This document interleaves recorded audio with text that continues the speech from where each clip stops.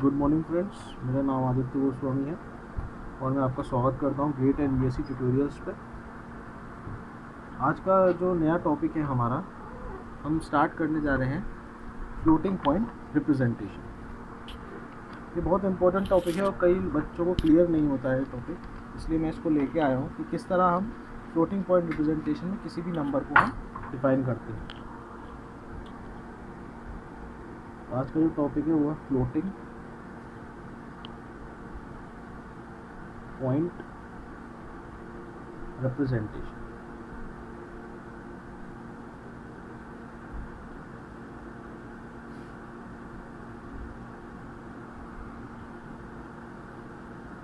What do you mean by floating point representation? Floating point representation is used to represent the number which are very large or very small. आप लोगों ने once complement method पढ़ा होगा, twos complement method पढ़ा होगा, ये side magnitude method पढ़ा होगा। ये जो रिप्रेजेंटेशन की मेथड होती है इसको हम फिक्स पॉइंट रिप्रेजेंटेशन कहते हैं। फ्लोटिंग पॉइंट रिप्रेजेंटेशन में क्या होता है? It is use to represent the very large number. अगर एग्जाम्पल लेना चाहूँ तो लेट अस सपोज आपको अगर इसको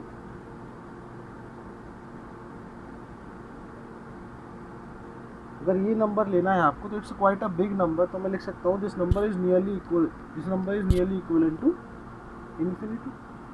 ठीक है, लेट अस सपोज दूसरा नंबर लेता हूँ minus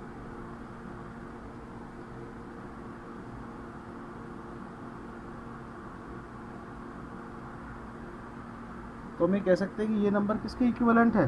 this number is nearly equivalent to 0। ठीक है, ये this number is nearly equivalent to 0। ठीक है, तो हम ये कह सकते हैं कि किसी भी अगर हमें नंबर को रिप्रेजेंट करना है जो कि बहुत बड़ा है और जो कि बहुत छोटा है, तो उस केस में हमें क्या चाहिए? उस केस में हमें इस्तेमाल करना पड़ेगा फ्लोटिंग पॉइंट रिप्रेजेंटेशन। क्यों यूज़ करना पड़ेगा? क्योंकि अभी देखिए, अगर आपको किसी इतने बड़े नंबर को अगर आपको मेमोरी में स्टोर कराना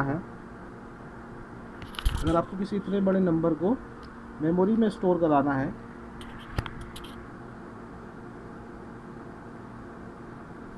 तो उसके लिए क्या चाहिए होगा? आपको बहुत सारा स्पेस चाहिए होगा। ठीक है, चाहे वो आपका छोटा नंबर हो, चाहे आपको किसी छोटे नंबर को स्टोर कराना हो, चाहे आपको किसी बड़े नंबर को स्टोर कराना हो, इसके लिए आपको क्या चाहिए होगा? इसके लिए आपको बहुत सारा स्पेस चाहिए होगा। ठीक है ना?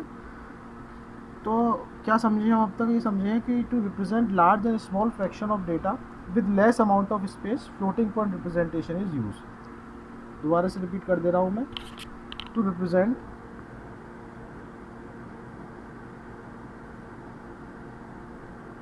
very large and small data with less amount of space in a memory,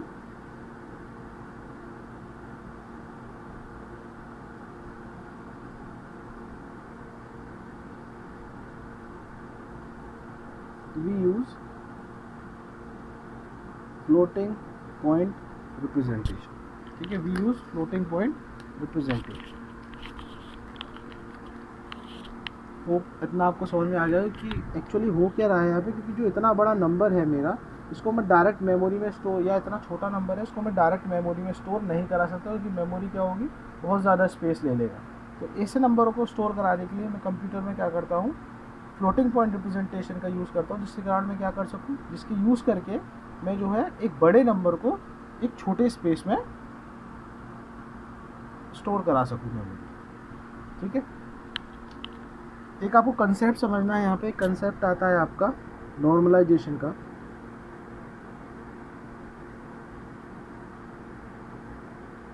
एक कंसेप्ट आता है आपका नॉर्मलाइजेशन का।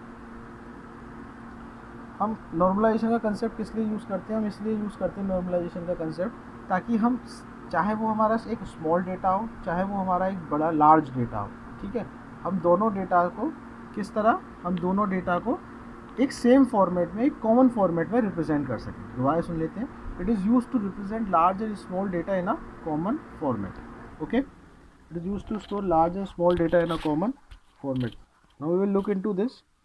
क्या है वो कॉमन फॉर्मेट? वो कॉमन फॉर्मेट है plus minus valid digit dot fraction plus minus valid digit dot fraction into base two the power of exponent, plus minus valid digit dot fraction into base two the power of plus minus exponent. ठीक है ना, ये आपका यहाँ पे dot है fraction का, ये यहाँ पे डॉट है, ठीक है, ये डॉट है। ओके, तो ये है नॉर्मलाइजेशन का। दोबारा सुन लीजिए क्या है normalisation. It is use to represent large and small data, it is use to represent large and small data in a common format. ठीक है, इसमें ये जो फ्रैक्शन वाला पार्ट होता है बेटा, इसको मैं कहता हूँ मेंटिसा। ठीक है, ये जो फ्रैक्शन वाला पार्ट है इसको मैं कहता हूँ मेंटिस। अब बेस के बारे में थोड़ा अपन जानते हैं। जो बेस होता है और एक है हमारा वैलिड डिजिट। ठीक है, इन दोनों के बारे में जानते हैं। अगर बेस 2 है आपका, अगर बेस 2 है आपका, अगर बेस 2 है आपका, तो जो वैलिड डिजिट होगी वो मेरी क्या होगी, सिर्फ 1 होगी। अगर बेस मेरा 3 है तो जो वैलिड डिजिट होगी वो क्या होगी, सिर्फ 1 और 2 होगी। अगर मेरा बेस बराबर 4 है तो जो वैलिड डिजिट होगी वो होगी मेरी 1 2 3। यानी जितना बेस होता है उसका बेस का हम -1 कर दें, बेस का -1 कर दें हम, तो क्या होगा, आपकी वैलिड डिजिट आ जाएगी। ठीक है, जो जनरली मैं यूज़ करता हूँ वैलिड डिजिट, जो जनरली मैं क्राइटेरिया बेस का क्राइटेरिया यूज़ करता हूँ वो मैं ये वाला करता हूँ, बेस 1 वाला जनरली यूज। क्यों करता हूँ मैं इसको, तो आप देखिए कि इसमें वैलिड डिजिट एक ही है, तो इम्प्लिसिट मुझे यहाँ हमेशा पता रहेगा कि यहाँ पे 1 ही रहेगा, कि जो पहला पार्ट है वो किसका है, वैलिड डिजिट का पार्ट है। अगर मैं 2 को हमेशा यूज़ करूँगा, यानी अगर मैं बेस 2 को हमेशा यूज़ करूँगा, तो मुझे पता होगा कि फ्रैक्शन से पहले जो भी डिजिट है वो हमेशा क्या रहेगी, जो वो हमेशा 1 रहेगी। तो ठीक है, तो अगर आप देखें जनरल फॉर्म देखें,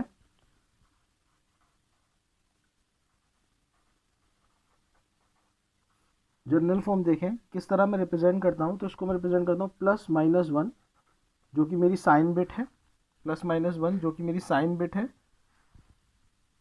इनटू में ये प्लस माइनस तो हो गया बेटा मेरी साइन बिट। ठीक है, प्लस माइनस तो हो गया मेरी साइन बिट। तो ये साइन बिट वेरिएबल होगी, ये चेंज हो सकती है, ये वेरिएबल है, ये चेंज हो सकती है। और ये आपका जो 1 है यहाँ पर, आपका जो 1 है यहाँ पर, ये क्या है, ये भी ये मेरा इम्प्लिसिट है, ये हमेशा मेरा सेम रहेगा। क्यों सेम रहेगा, क्यों सेम रहेगा ये हमेशा, ये हमेशा क्यों सेम रहेगा, क्योंकि क्योंकि जो मैंने ये लिया है, बेस लिया है, वो हमेशा 2 ले रहा हूँ, इसलिए जो वैलिड डिजिट है वो हमेशा 1 रहेगी, इसलिए हमेशा सेम रहेगा। ठीक है, ये मेरा फ्रैक्शन पार्ट है, ये भी मेरा वेरिएबल है। इसके बाद क्या रहेगा, इसके बाद मेरा मल्टीप्लिकेशन में बेस जो कि मैं हमेशा 2 लूँगा प्लस माइनस एक्सपोनेंट, ये भी मेरा इम्प्लिसिट है, ये भी मेरा हमेशा कांस्टेंट रहेगा। और ये मेरा हो गया एक्सपोनेंट पार्ट जो कि मेरा वेरिएबल है। तो इसमें देखूँ मैं, तो आपको देखोगे कि 3 चीज़ इसमें वेरिएबल है।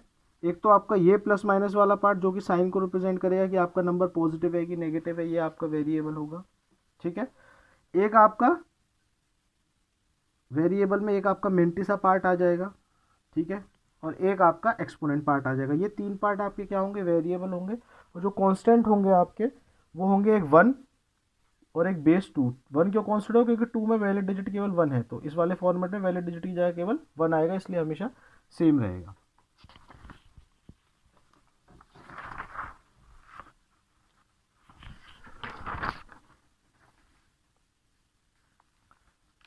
नेक्स्ट अपन चलते हैं,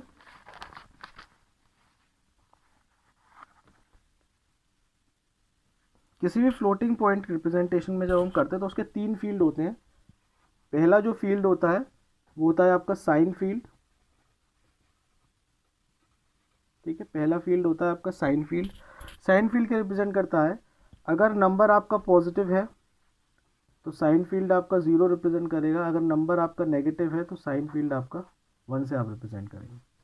ठीक है, दूसरा जो आपका फील्ड आता है वो आता है आपका बाइज्ड एक्सपोनेंट का, ये बहुत इंपॉर्टेंट है, उसको बहुत ध्यान से समझिए क्या होता है बाइज्ड एक्सपोनेंट। देखिए जो भी बाइज्ड एक्सपोनेंट होता है बीई, ये होता है एक्चुअल एक्सपोनेंट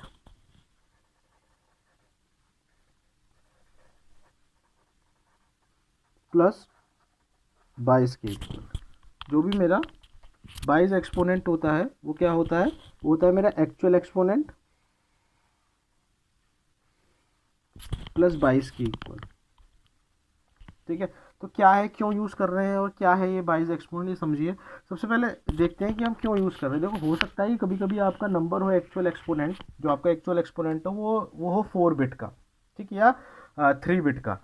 लेकिन जो आपका फील्ड है, फील्ड कौन सा वाला आपका, जो कौन सा वाला फील्ड आपका फील्ड जो है आपका जिसमें आपको स्टोर कराना है उस लार्ज नंबर को, उस फ्लोटिंग पॉइंट को जिसमें आपको स्टोर कराना है मेमोरी के अंदर, हो सकता है उस मेमोरी के अंदर जो स्टोर बाइज्ड जो एक्सपोनेंट वाला फील्ड है वो ज़्यादा बिट का हो। ठीक है, अगर वो ज़्यादा बिट का होगा तो आप क्या करोगे, उसमें 22 ऐड कर दोगे तो हम इक्वल बिट में बाइज्ड एक्सपोनेंट में स्टोर करा देंगे। ठीक है, और दूसरा कंसेप्ट इसका है कि इससे हमें ये पता चल जाएगा कि साइन क्या है एक्चुअल एक्सपोनेंट का। ठीक है, पहला मैंने आपको बता दिया पहला क्या होता है, पहला बाइज इसलिए यूज़ करते हैं ताकि अगर मेरा एक्चुअल एक्सपोनेंट मेरे जो फील्ड है मेमोरी में उससे छोटा हो तो मैं अगर एक्चुअल एक्सपोनेंट में 22 को ऐड करा दूंगा तो वो बाइज एक्सपोनेंट के इक्वल आ जाएगा और वो फील्ड पूरा फिल हो जाएगा। ठीक है, और दूसरा इसका पॉइंट होता है कि ये क्या करता है, यूज टू प्रिजर्व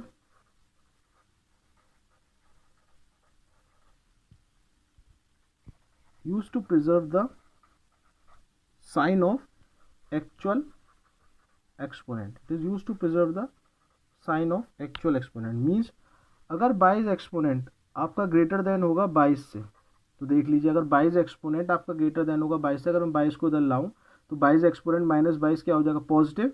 इसका मतलब क्या है, जो एक्चुअल एक्सपोनेंट है वो मेरा पॉजिटिव है। ठीक है, अगर 22 एक्सपोनेंट लेस देन होगा 22 से, तो देख लीजिए आप अगर 22 यहाँ पे आएगा और 22 एक्सपोनेंट माइनस आप 22 करोगे तो वो नेगेटिव आ जाएगा इस वाले केस में। ठीक है, इसका मतलब क्या हो जाएगा, जो एक्चुअल एक्सपोनेंट है मेरा वो क्या हो जाएगा, मेरा नेगेटिव हो जाएगा। ठीक है, तीसरा आता है तो होगी स्टोर कराने वाली बात, ये हम समझ रहे हैं स्टोर कराने वाली। जैसे नंबर देखा हमने, नंबर का हमने साइन देखा, तो साइन अगर पॉजिटिव है तो हम 0 स्टोर कराएंगे मेमोरी में, साइन अगर नेगेटिव है तो हम 1 स्टोर कराएंगे मेमोरी में। फिर हमने एक्सपोनेंट देखा, एक्चुअल एक्सपोनेंट में हमने 22 ऐड करा। ठीक है, 22 ऐड करा हमने उसमें, फिर हमने 22 एक्सपोनेंट एंटर करा उस मेमोरी फील्ड में। ठीक है, लेकिन हाँ अभी 22 किसके इक्वल होगा, जो 22 होगा वो जो इक्वल होता है वो होता है 2 की पावर प्लस ऑफ 2 की पावर n माइनस वन के इक्वल। इसको आपको याद रखना पड़ेगा। ठीक है, जहाँ पे n क्या है आपका, n is number of bits. ठीक है, जो भी 22 होगा आपका वो होगा प्लस ऑफ 2 की पावर n माइनस वन और n किसके इक्वल होगा, बिट्स के इक्वल होगा। अभी हम इसके क्वेश्चन करेंगे ना तो आपको और क्लियर हो जाएगा। ठीक है, लेकिन जब हमें मेमोरी से रिट्रीव करना है कोई भी डेटा, टू रिट्रीव, अब जब रिट्रीव करेंगे तो मेमोरी में तो 22 एक्सपोनेंट बेटा सेव होगा, तो एक्चुअल एक्सपोनेंट कैसे आएगा आपका, 22 एक्सपोनेंट माइनस 22 आप कर देंगे अपन। ठीक है भाई, जब आपका मेमोरी में स्टोर होगा तो क्या स्टोर होगा, 22 एक्सपोनेंट स्टोर होगा। ठीक है, लेकिन जब मेमोरी से डेटा को रिट्रीव करेंगे तो आपको क्या चाहिए, आपको तो एक्चुअल एक्सपोनेंट से मतलब है, तो एक्चुअल एक्सपोनेंट उस केस में कैसे निकालेंगे, 22 एक्सपोनेंट माइनस 22 करके। ठीक है, नेक्स्ट होता है मेंटिसा वाला फील्ड। नेक्स्ट होता है आपका फोर्थ मेंटिसा वाला फील्ड।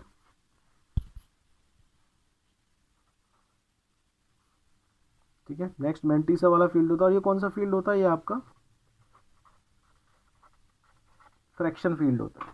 ठीक है, ये आपका क्या होता है, फ्रैक्शन फील्ड होता है।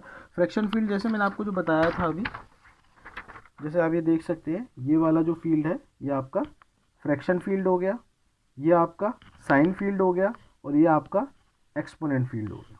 ठीक है, ये तो 3 फील्ड होते हैं किसी भी फ्लोटिंग पॉइंट रिप्रेजेंटेशन के फॉर्मेट में। और ये जो जो 1 है ये आपका इम्प्लिसिट है, क्योंकि हमने बेस क्या लिया है, 2 लिया है, तो एक ही वैल्यू डिजिट आएगी, ये भी इम्प्लिसिट है और ये भी इम्प्लिसिट है। ठीक है, एक क्वेश्चन की तरफ चलते हैं अपन।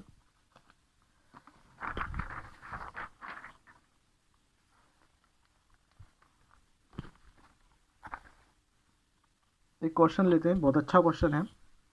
क्वेश्चन ये कह रहा है मुझसे कि जो मेरा डेटा है, बहुत ध्यान से देखें क्वेश्चन को, क्वेश्चन कह रहा है जो मेरा डेटा है वो है माइनस का 6.75 into 10 sorry into 2 to the power of 11, ठीक है, पॉजिटिव का 11, 6.75 into 2 to the power of 11। और जो फॉर्मेट दे रखा है मुझे, जिस फॉर्मेट में मुझे इसको स्टोर कराना है, जो फॉर्मेट दे रखा है वो दे रखा है, जो मेरी साइन बिट है, जो मेरी साइन बिट है वो है मेरी 1 बिट की, जो मेरी साइन बिट है वो है मेरी 1 बिट की, जो मेरा बाइस्ड एक्सपोनेंट है वो है मेरा 7 बिट का, और जो मेरा मेंटिसा है ये है मेरा 12 बिट का। तो ये मुझे 3 फील्ड दे रखी, 3 फील्ड में मुझे अपना डेटा को स्टोर कराना है मेमोरी के अंदर। क्वेश्चन कह रहा है find the hexadecimal equivalent when the data is stored in the memory. आपको क्या करना है, फाइंड क्या करना है आपको, हेक्साडेसिमल इक्विवेलेंट आपको फाइंड करना है when data is stored in the memory. When data is stored in the memory आपको क्या करना है, हेक्साडेसिमल इक्विवेलेंट आपको फाइंड आउट करना है, ठीक है ना। कैसे करेंगे, सबसे पहले हमें साइन बिट देखेंगे इसकी। हाँ, एक दो चीज़ें हैं। सबसे पहले आपको क्या करना है, सबसे पहले आपको फाइंड आउट करना है विदाउट नॉर्मलाइजेशन। विदाउट नॉर्मलाइजेशन ये सारी फील्ड किस तरह रिप्रेजेंट होंगी, ठीक है। और फिर करना है आपको विद नॉर्मलाइजेशन, ये वाली फील्ड आप कैसे रिप्रेजेंट करोगे, ठीक है। तो आते हैं इसके सॉल्यूशन पे। अब देख लीजिए, लिख लीजिए ये वाला क्वेश्चन।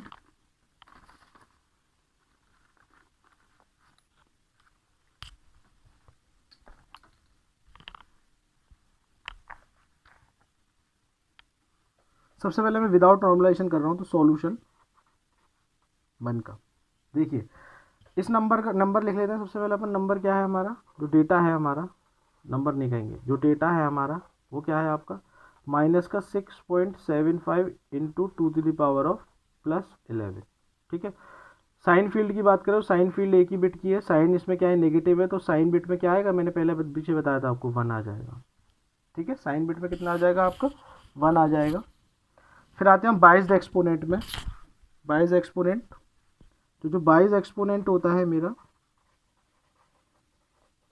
बता चुका हूँ वो क्या होता है, एक्चुअल एक्सपोनेंट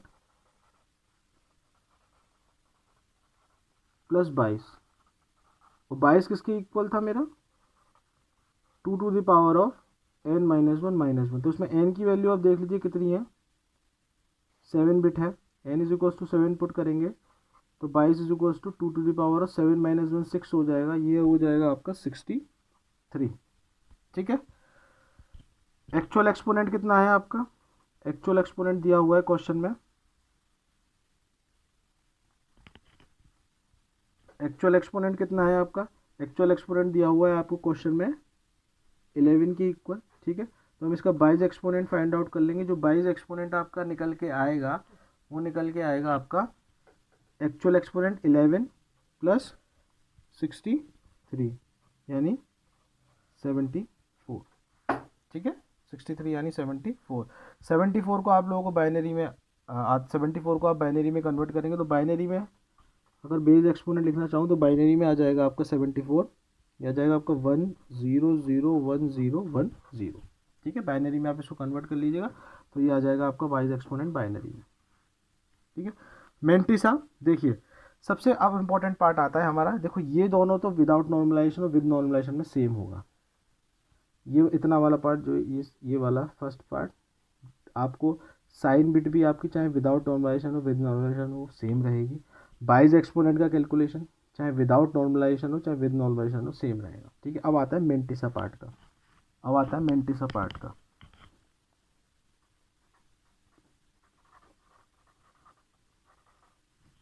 मेंटिसा पार्ट क्या दे रखा है आपको, मेंटिसा पार्ट क्या दे रखा है, मेंटिसा जो दे रखा है इसमें ये दे रखा है, मेंटिसा कैलकुलेट कर रहे हैं तो हमें एक नंबर दे रखा है 6.75, ठीक है।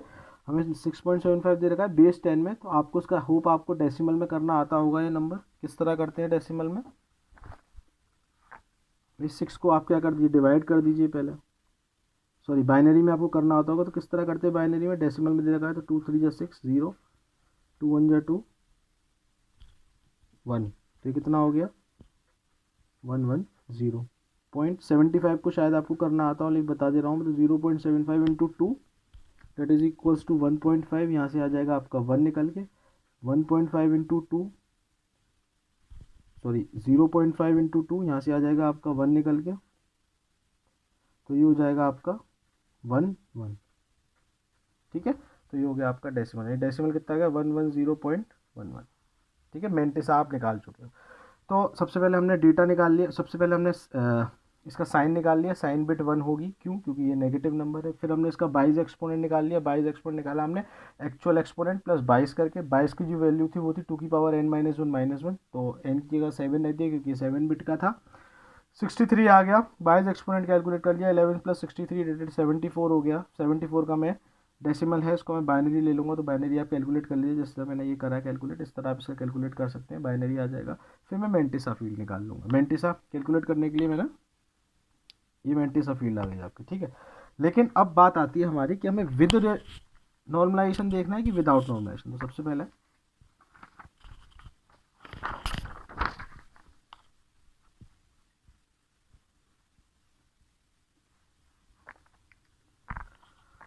अगर मैं बात करता हूँ नंबर 1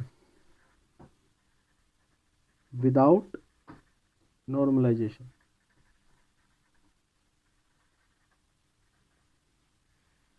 अगर मैं पहली बात करता हूँ विदाउट नॉर्मलाइजेशन, हम इसको कैसे देखेंगे, तो समझिएगा विदाउट नॉर्मलाइजेशन में आपको सेम जैसे आया था आपका 6.75 का क्या निकल के आया था आपका बाइनरी में 110.11, ये डेसिमल में ये आपका बाइनरी 110.11। तो हम सीधा रखेंगे जो हमारे पास फॉर्मेट दे रखा था। फॉर्मेट में क्या था, जो पीछे क्वेश्चन में दे रहा, फॉर्मेट में जो आपको दे रखा था फॉर्मेट क्वेश्चन में, ये वाला, इसमें था आपका इस वाले फॉर्मेट में कि ये 1 बिट का साइन था, तो 1 बिट के साइन में मैं क्या करूँगा, क्योंकि साइन की वैल्यू कितनी आई थी आपकी, साइन की वैल्यू आपकी 1 आई थी। ठीक है, तो साइन की वैल्यू में मैं क्या रख दूंगा 1 रख दूंगा। उसके बाद क्या आया था आपका 22 एक्सपोनेंट। 22 एक्सपोनेंट की कितनी बड़ी फील्ड थी आपकी, 7 बिट की फील्ड थी। 7 बिट में मेरा 22 एक्सपोनेंट निकल के आया था 1 0 0 1 0 1 0। ठीक है ना, ये आ गया मेरा निकल के। और मेंटिसा फील्ड में, मेंटिसा में मैं सेम रख दूंगा ये। मेंटिसा में क्या आएगा, मेंटिसा फ्रैक्शन वाला पार्ट होता है। ठीक है ना, मेंटिसा ये होता है आपका जो फ्रैक्शन पार्ट आता है, पीछे बताया था जो फ्रैक्शन पार्ट होता है आपका, वही आपका मेंटिसा होता है। तो उसको हम 1 1 लिखेंगे।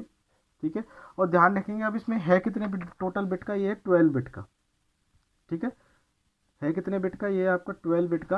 तो जो भी मेंटिसा, जो भी फ्रैक्शन के बाद वाला, पॉइंट के बाद वाला जो भी वैल्यू है वो मेरी फ्रैक्शन है, वही मेरा मेंटिसा है। अब करना हमें एक्चुअली 12 बिट का है, तो हम क्या करेंगे 1 1 हमने 2 लिख दिए, 10 हम 0 लगा देंगे 1।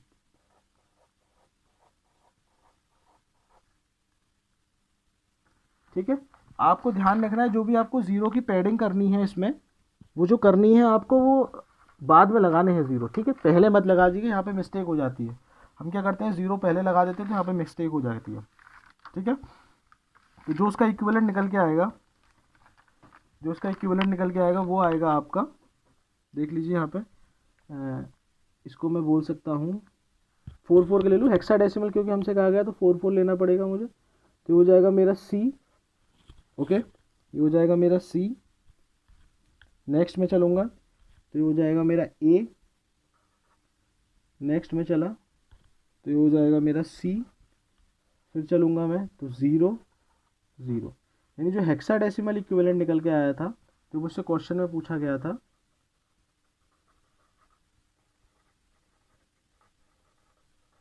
वो निकल के आएगा C A C 0 0। ठीक है, नेक्स्ट में आते हैं कि जब हमसे पूछा गया है कि आपको विद नॉर्मलाइजेशन निकालना है।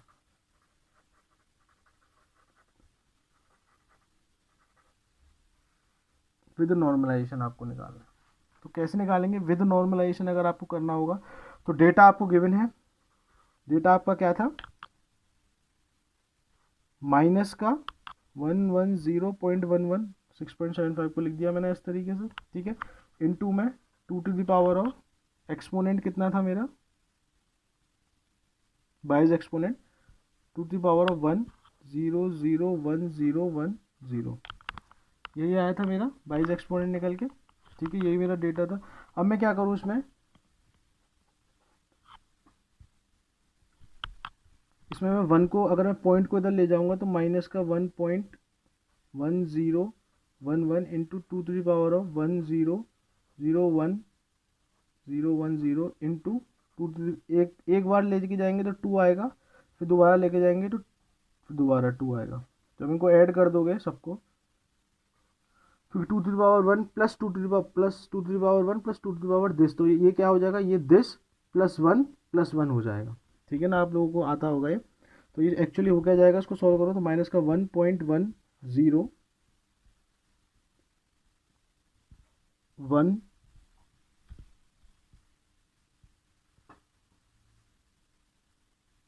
माइनस का 1.011 इंटू में 2 टू द पावर ऑफ, ये हो जाएगा आपका 1001100, ठीक है। आई होप आपको आ गया होगा ये। इसको हमने क्या कर दिया, यहाँ पे ऐड कर दिया। अब हम दोबारा देखेंगे जो भी फील्ड थी हमारी, पहली हमारी क्या थी, साइन बिट थी, जो कि 1 बिट की थी, क्योंकि साइन यहाँ पे नेगेटिव है इसलिए साइन बिट में यहाँ 1 आ जाएगा। दूसरी फील्ड क्या दी हुई थी क्वेश्चन में हमें, बाइज्ड एक्सपोनेंट, जो कि 7 बिट की थी, तो बाइज्ड एक्सपोनेंट हो गया आपका 1 0 0 1 1 0 0, ठीक है। अब बाइज्ड एक्सपोनेंट बदल जाएगा आपका। मेंटिसा आपकी फ्रैक्शन वाला पार्ट होता है, तो 1 0 1 1। अब 12 बिट का है तो 4 तो आ चुकी है, 8 में पैडिंग कर दूंगा जीरोस की।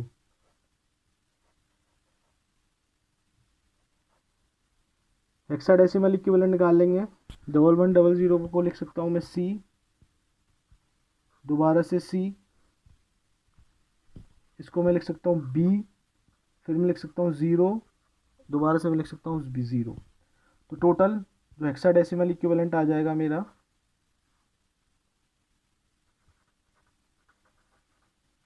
वो आ जाएगा मेरा C C B 0 0, ठीक है। ये आ जाएगा मेरा हेक्साडेसिमल इक्विवेलेंट। तो इसमें जो बहुत ध्यान देने वाली चीज़ है, अगर आप देखें तो आपको डाउट हुआ होगा कि जब हमने ये तो यहाँ पे नंबर स्टोर कराए, तो इसका ये हमने कहीं स्टोर नहीं कराया, ठीक है। ये हमने कहीं स्टोर नहीं कराया, तो हमें इसकी भी इंफॉर्मेशन अब अलग तरीके से स्टोर करानी पड़ेगी, ताकि हम जब डेटा रिट्रीव करें, भाई ये तो मैंने मेमोरी में सेव करा दिया, ठीक है ना। यहाँ पे मैंने साइन सेव करा दिया इसका, ठीक है साहब। मैंने यहाँ पे एक्सपोनेंट सेव करा दिया, बाइज एक्सपोनेंट, बहुत अच्छे। यहाँ पे मैंने अगर जब मेंटिसा वाला पार्ट स्टोर कराऊंगा तो केवल फ्रैक्शन वाला पार्ट स्टोर कराया है, तो मुझे इसको भी अब एक अलग स्टोर कराना पड़ेगा, ठीक है ना, ताकि मैं जब रिट्रीव करूँ तब मुझे डेटा पता लग सके। लेकिन विद नॉर्मलाइजेशन में क्या हुआ है, मुझे तो पता ही है कि मैं बेस 2 में ले रहा हूँ, ठीक है ना। तो बेस 2 में मैं ले रहा हूँ, तो वैलिड बिट मेरी क्या होगी, हमेशा 1 रहेगी। मैं पीछे बता चुका हूँ कि अगर आप बेस 2 में लोगे तो वैलिड बिट आपकी हमेशा 1 रहेगी। तो यहाँ पे जो वैलिड बिट साइन थी आपकी, इनको आपको अलग सेव कराना पड़ेगा, ठीक है। लेकिन यहाँ पे आपको पता ही होगा कि वैलिड बिट 1 ही आएगी मेरी, तो ये हो जाएगा मेरा साइन, ठीक है। ये हो जाएगा मेरा एक्चुअल एक्सपोनेंट, सॉरी ये हो जाएगा मेरा बाइज एक्सपोनेंट, ठीक है। और ये हो जाएगा मेरा मेंटिसा फील्ड। आप रिट्रीव कराइए, मेंटिसा के आगे आप फ्रैक्शन लगा के 1 लगा देंगे, क्योंकि आपको पता ही है कि ये नॉर्मलाइजेशन में हुआ, नॉर्मलाइजेशन में हम आगे 1 ही लगाते हैं, ठीक है। Thank you. अगर आपको हमारी वीडियो पसंद आती है तो इनको लाइक कीजिए, सब्सक्राइब कीजिए और जितना हो सके शेयर कीजिए। एक नया एग्ज़ाम आने वाला है नीलिट का, ठीक है, उसके लिए भी ये वीडियोस बहुत इंपॉर्टेंट है जो मैं अब डालूंगा, तो आप शेयर कर सकते हैं। और आप, थैंक यू।